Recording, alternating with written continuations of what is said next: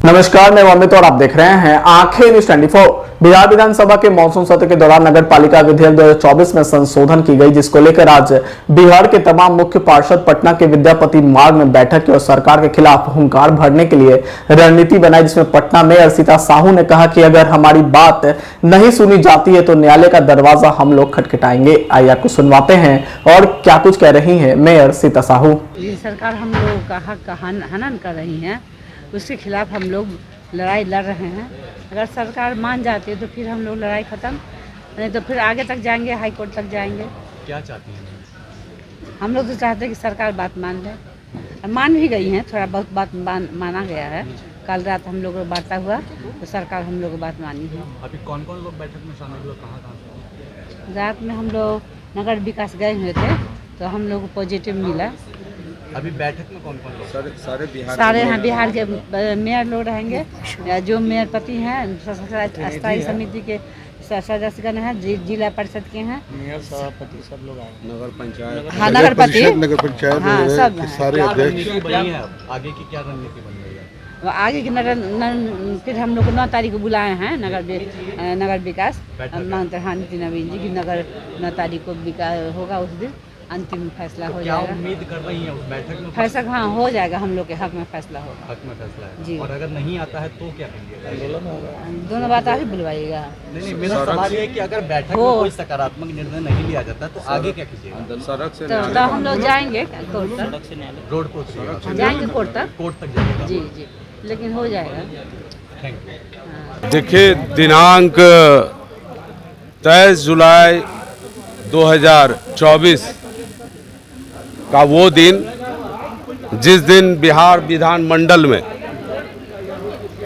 नगर पालिका के विरोध में एक विधेयक को सदन के पटल पर रखा गया और उस विधेयक के माध्यम से नगर पालिका की शक्तियों को छीना गया,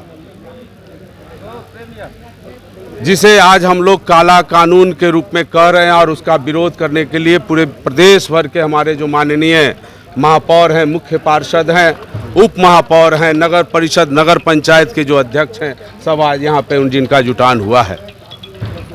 जो 23 जुलाई को नगर पालिका संशोधन विधेयक 2024 आया, मुख्य रूप से जो हमारी आपत्ति है, धारा 27A, धारा 52, धारा 55, धारा 60, धारा 221, ये ऐसी धाराओं में संशोधन किया गया है जिससे कि पूर्ण रूप से पंगु बनाने का प्रयास नगर पालिका को किया गया है। साथियों, जैसा कि आपको पता है कि इस देश के संविधान ने जिस तरह से केंद्र सरकार की बात की है, राज्य सरकार की बात की है, उसी तरह से स्थानीय सरकार की बात है।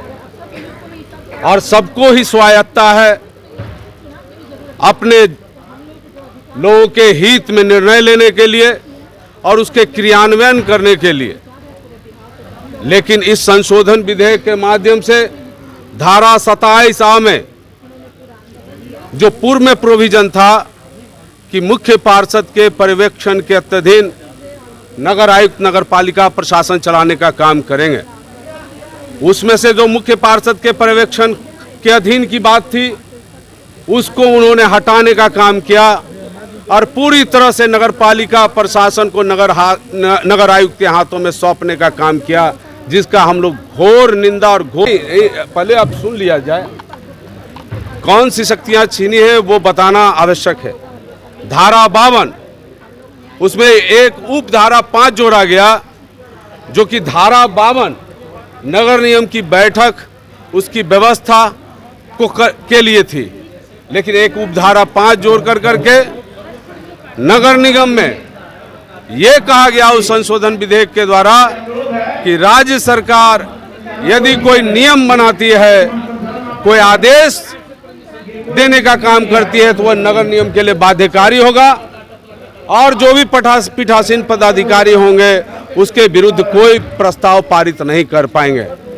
ये तो एक तुगलकी फरमान के जैसा होगा कि केंद्र सरकार राज्य सरकार को काम करने के लिए कोई नियम और कानून बना दे और राज्य सरकार के लिए वो बाध्यकारी हो, चाहे वो कानून कैसा भी हो। उसी तरह से आज राज्य सरकार ने नगर पालिका के खिलाफ जिस तरह का नियम और आदेश दे करके उसके लिए बाध्यता का कानून बनाया है, उसका हम लोग घोर विरोध करते हैं। धारा 55 जैसा आप जानते हैं, उसमें था कि जनता के लिए, सर्वसाधारण के लिए बैठक खुला रहेगा, जैसा कि लोकसभा हो, राज्यसभा हो, विधानसभा हो, विधान परिषद हो। इसमें उसकी कार्रवाई को देखने के लिए आम लोग भी हिस्सेदारी करते हैं। उसी तरह से नगर पालिका की कार्रवाई को भी देखने के लिए आम लोग आमंत्रित होते थे। धारा 55 वो हमें इजाज़त देता था, लेकिन धारा 55 में अब सिर्फ जो हमारे जनप्रतिनिधि हैं वही बैठने का काम करेंगे। इस पे हमारी कोई आपत्ति नहीं है, लेकिन नगर पालिका, नगर परिषद की कार्रवाई देखने का अधिकार आम जनों को भी है, इसलिए उस अधिकार को भी वापस करना होगा। इसके बाद धारा 60, मैं धारा 60 के विषय में बताना चाहता हूं। आंखें जो आपका चैनल है उसके लिए और उसके दर्शकों के लिए 2 लाइन की हम शुभकामनाएं अपने ढंग से देते हैं। आप सब में मिठास घुल जाए बांसुरी और बीन की तरह, और लोग आपको भी प्यार करने लगे वैक्सीन की तरह। हंसते रहें, मुस्कुराते रहें और देखते रहें आंखें न्यूज 24। अगर आपने अभी तक हमारे चैनल को सब्सक्राइब नहीं किया है तो हमारे चैनल को जल्द से जल्द सब्सक्राइब करें, लाइक करें, शेयर करें। अगर आप भी अपने दुकान, प्रतिष्ठान, school, college, coaching centre, restaurant, cafe का विज्ञापन देना चाहते हैं, वो भी किफायती दर पर, तो आंखें न्यूज़ 24 लेकर आया है आपके लिए एक सुनहरा मौका। आंखें न्यूज़ 24 न्यूज़ पोर्टल की दुनिया में बिहार का सबसे उभरता हुआ चैनल, जहां बिहार झारखंड से जुड़े तमाम बड़ी खबरें देखने को मिलती है। तो देर किस बात की, आज भी जुड़े आंखें न्यूज़ 24 के साथ। संपर्क करें हमारे व्हाट्सएप नंबर 8935876430 पर। क्या आप पत्रकारिता के क्षेत्र में अपना कैरियर बनाना चाहते हैं? तो आज ही Royal Ashoka Institute of Mass Communication and Journalism में अपनी जगह सुनिश्चित करें।